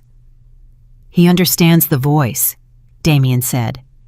She looked at him. "Yeah," she said. "I think he does." They stood in the nursery doorway for another moment, and the apartment was quiet around them in the particular Saturday afternoon way that feels like time has slowed down just slightly, and Olivia was aware of standing next to this man in the doorway of her children's room, feeling something she had not expected to feel for a very long time, which was the specific warmth of not being alone. It scared her. She was honest enough with herself to admit that it scared her. But she didn't step away from it. The divorce was finalized in March, 7 months after that Tuesday morning in the kitchen when everything had changed. Margaret Chen called Olivia with the news at 3 in the afternoon, and Olivia was in the nursery at the time Leo was doing tummy time on a play mat, and Mila was approximately 8 inches away from him, watching with the proprietary attention of someone monitoring a situation they intend to intervene in if necessary. "It's done," Margaret said. "The judge signed this morning." Olivia sat on the floor next to Leo and watched him push against the mat with new determined arms. "Okay," she said. "The settlement terms stand. The asset division holds. Primary custody stays with you. Supervised visitation for Marcus Renewable at the 6-month review." A pause. "How are you feeling?" "I don't know yet," Olivia said, which was the honest answer. "Ask me in an hour." She sat on the nursery floor for a while after she hung up. Leo pushed himself up and looked at her with the expression of someone who has accomplished something significant and knows it. Mila, who had been conducting her own separate investigation into a fabric cube, abandoned it and crawled the 8 inches to her brother and sat next to him with the contented air of someone who has arrived at the right place. Olivia looked at her 2 children sitting on the playmat in the morning light from the east window. 7 months ago, they had been 1 pound 14 ounces and barely a heartbeat in an operating room. Today, Leo was 17 pounds and pulling himself toward standing against everything he could reach. Today, Mila was 18 pounds and had last week said something that sounded sufficiently like Mama that Carol had declared it official, regardless of anyone else's opinion. Olivia thought about the penthouse, about the herbal tea she hadn't touched, about the elevator engaging. She thought about all of it, and it was far away now, not healed, not erased, not something she would ever fully not carry. But far away, in the specific way that things become far away when you have built enough life between yourself and them. She looked at her children and thought, we made it. The supervised visitation reviews were the hardest part of the ongoing arrangement, not because Marcus was difficult during visits. He wasn't, or not in the ways she'd expected, but because watching him with the twins required her to hold 2 true things at once. The man who had declined 3 calls from a hemorrhaging ambulance was also a man who, when he finally sat down on the floor next to his son and his daughter, showed up in a way she hadn't seen him show up for anything in years. He was present. His phone stayed in his pocket. He watched Leo pull himself to standing against the coffee table with something on his face that was completely unguarded and completely real. She didn't know what to do with that. She didn't try to resolve it. Some things don't resolve, and the people who try to force them to resolution usually end up distorting them. Marcus Thorne was a man who had made catastrophic choices and was now living inside their consequences. Whether he could become someone different was a question she had decided was not hers to answer. Her job was her children. His work on himself was his. She told him that directly at the third supervised visit. They were in the neutral space, a family mediator's office, cushioned chairs, plants that someone watered professionally, and Marcus was holding Mila, who was engaged in an attempt to remove his watch, and he said, "I've been in therapy. I wanted you to know that." Olivia looked at him. "Good," she said. "That's genuinely good. I'm not saying it to—" He stopped. Mila succeeded with the watch and held it up triumphantly. He took it back from her with the careful efficiency of someone who has been practicing. "I'm not saying it because I expect anything. I just thought you should know." "I appreciate you telling me," she said. "I'm trying to understand how I got to a place where—" He stopped again. His jaw worked.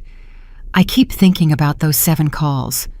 "So do I," she said quietly. He looked at her. "I'm sorry, Olivia. I know that doesn't fix anything." "No," she said. "It doesn't. But it's not nothing either." She paused. "Leo and Mila need their father. Not the version of you that ran Thorne Industries at the expense of everyone around you. The version of you that is sitting on the floor right now with your watch in your daughter's hand. That version. Be that one." He nodded. He didn't say anything else. He looked at Mila, who had moved on from the watch and was now investigating his collar with great seriousness. His eyes were bright in a way she looked away from, because some moments belong to the person experiencing them. By spring, Damien was a regular part of the rhythm of her life in the way that happens so gradually you almost don't notice it happening until you look up one day and realize the shape of things has changed. He came on Saturday lunches and stayed into the afternoon. He came on Sunday mornings sometimes when Olivia was running on 4 hours of sleep and Carol had gone back to Portland, and he would take whoever was awake while Olivia drank an entire cup of coffee while it was still hot, which she told him she intended to put in his obituary as his greatest contribution to humanity. He learned Leo's rhythms first, the particular pitch of cry that meant hunger, versus the one that meant the indignity of being placed horizontal when vertical was clearly superior, the way Leo calmed when you walked while holding him, but not if you stopped the fact that he would accept a pacifier from his mother, but considered it an insult from anyone else. Damien cataloged all of this with the attentiveness of someone who is paying real attention, not performing attentiveness. He remembered things. He applied what he remembered. He did not need to be told twice. Mila took longer. Mila was not someone who made decisions about people quickly or revised them easily once made, which at 7 months was already so clearly a fixed personality trait that the pediatrician had noted it in her developmental record under demonstrates strong preference discrimination. What this meant in practice was that she watched Damien for approximately 6 weeks before she made up her mind about him, during which time he did not push, did not perform, did not do anything designed to win her over. He just showed up and was the same person every time. One Saturday in April, Mila crawled across the living room floor, unprompted, bypassing Carol, bypassing Olivia, and pulled herself to standing using Damien's pant leg. Then she looked up at him with the expression she used when she was making an official declaration about something. He looked down at her. He did not react in the effusive way that would have made her suspicious. He simply said, "Hello." She sat back down. She crawled back to the center of the room, but she kept looking at him for the rest of the afternoon. "She's decided," Carol told Olivia in the kitchen quietly. "Watch." 2 weeks later, Mila fell asleep on Damien's chest during a Sunday afternoon when Olivia had been up since 4 with Leo's first cold and had sat down on the couch intending to rest for 5 minutes. Mila had been fussing, cycling through the repertoire of grievances that constituted her afternoon communication, and Damien had picked her up and walked with her through the apartment, the way he'd learned worked, and somewhere in the third lap she had gone completely still and then completely heavy in the way that means a baby has made a final decision about sleep. He sat down carefully so as not to disturb her. He didn't put her down. He sat with her sleeping on his chest and read on his phone with one hand and let her sleep as long as she needed. Olivia woke up 40 minutes later and found them like that, and sat for a moment just looking before she said anything, because the picture they made was the kind that gets into the center of you and stays there. "She's going to be furious when she wakes up," Olivia said softly, and realizes she showed vulnerability. "I know," Damien said equally softly. "I'm prepared." She's going to take it out on you. Probably. Are you okay with that? He looked across the room at her, and the look they exchanged was not the look of two people who are performing something for each other, not the look of people who are being careful, not the cautious, guarded exchange of two people who are still deciding. It was the look of two people who have gradually, without fanfare, arrived somewhere together. Yes, he said, I'm okay with that. That was the conversation where everything shifted. Not because of what was said was about a baby's nap and her anticipated mood upon waking, but because of what was underneath it. Two people saying in the plainest possible language that they were in this, that they meant to be here, that they were not passing through. In June, on a Saturday afternoon with the east window open and the sound of the city coming up from below, and Leo systematically relocating every object in the living room to a location of his choosing, while Mila observed and offered editorial opinions. Damien sat next to Olivia on the couch and said, I need to say something and I want to say it clearly so there's no ambiguity. She looked at him. Okay. I love you, he said. Not in the way that people say it when they mean I'm grateful for you or I appreciate what we have. I love you in the specific way that means I want to be here for the rest of this. For the good mornings and the bad nights and the pediatrician appointments and the school plays and the all of it. He paused. I'm not saying it because I want something from you in return right now. I'm saying it because you deserve to know that it's true, and because I'm done not saying it. Olivia looked at him for a long moment. Leo crashed something in the corner and said something that was not quite a word, but had the cadence of strong opinion. Mila provided what appeared to be commentary. I know, Olivia said. You know. I've known for a while, she said. I've been watching you for months, Damien. I've been watching the way you pay attention to them, the way you remember things, the way you stay. Her voice had something in it, not tears, but the texture of something close to them. Do you know how rare it is to find someone who just stays, who doesn't make staying a performance, who doesn't expect credit for it, who just shows up and keeps showing up? Olivia. I'm not done, she said. I spent 6 years with a man who was always about to be present, always one more deal away from being fully here. And I understand now that that was about who he is, not about my worth. But I also understand that I spent 6 years mistaking someone's intention for their action, and I promised myself I would not do that again. She looked at him. You are not your intentions, Damien. You are what you do. And what you've done every Saturday, every Sunday morning, every time one of them needed someone and you were the one who showed up, that's who you are. And I love who you are. He was quiet for a moment. Then he said, Is that a yes? She almost laughed. You didn't ask a question. I'm asking one now. He reached into his jacket pocket, which she hadn't noticed, hadn't been looking for, had not seen coming at all. And he set something on the couch cushion between them. A ring. Simple, clean, a single stone. Nothing that announced itself the way things announce themselves when someone is trying to impress.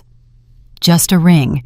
The kind of ring someone chooses when they're not trying to make a statement, they're just trying to say a true thing. Olivia looked at it. She looked at him.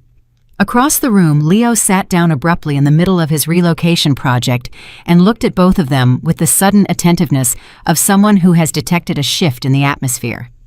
Mila stopped her editorial operations. The apartment was for one extraordinary moment completely silent. It's not about what happened to you, Damien said. It's not about rescue.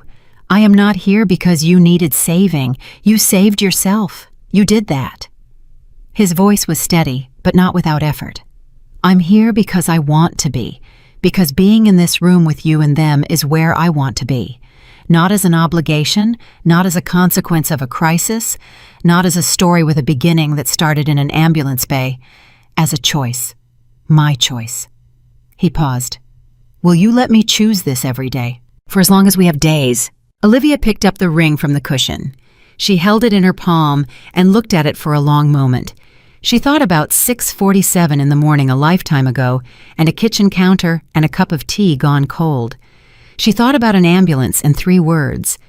She thought about 11 seconds when Leo's heart went silent and the woman who said, "Come on, little boy, come on." She thought about a call log with 3 declined calls and a courtroom and a custody ruling and a new apartment and a patch of morning light on a nursery floor. She thought about the full distance between who she had been on that floor alone and bleeding and still reaching for a phone that would not be answered, and who she was right now in this room with her children, loud and alive and completely themselves, and this man sitting next to her who had never once in 9 months looked at her as something to be managed. She slipped the ring onto her finger. "Yes," she said. Leo across the room made a sound of tremendous approval. Mila looked at the ceiling as though the answer had been obvious for some time, and she was glad everyone had finally caught up. Carol called that evening, some instinct having apparently told her the day was significant, and when Olivia answered, she said before anything else, "Your voice sounds different." "It does," Olivia said.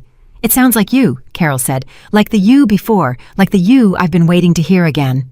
Olivia thought about that later after the twins were asleep and the apartment was quiet and Damien had gone home and she was standing in the nursery doorway looking at Leo and Mila in their separate bassinets, both of them breathing in the deep, entire way that meant they were completely at peace.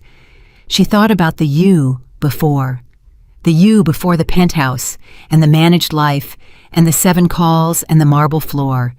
The you that had known always when something was wrong, and that had tried for years to make peace with not being believed, that you had not been erased by what happened, that you had survived it, and more than survived, had walked through the wreckage clear-eyed and aching and built something real on the other side. Marcus Thorne still lived in a tower above the city.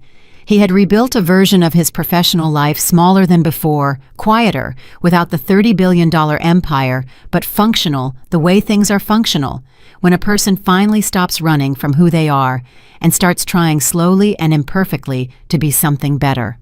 He saw the twins on the 3rd Saturday of every month. He sat on the floor with them. His phone stayed in his pocket. Whether that made him a different man or simply a man with better behavior was a question only time would answer, but that was his story to write. Olivia's story had already turned a corner that had no reverse. On a Sunday morning in July, Damien was teaching Leo to walk.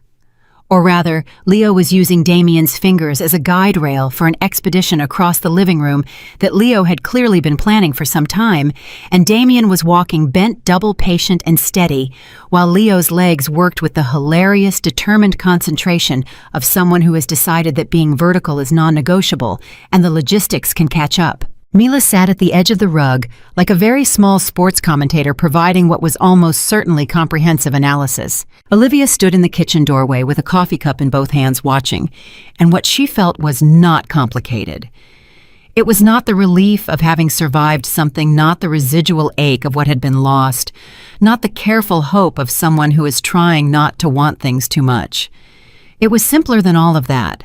It was happiness, the specific, daily, unspectacular kind that doesn't announce itself, the kind that is not an event, but a state, not a peak, but a ground solid under your feet there when you wake up, there when you go to sleep. Leo reached the couch. He grabbed the cushion with both hands and turned around with the expression of someone who has completed a journey of tremendous personal significance and expects this to be acknowledged.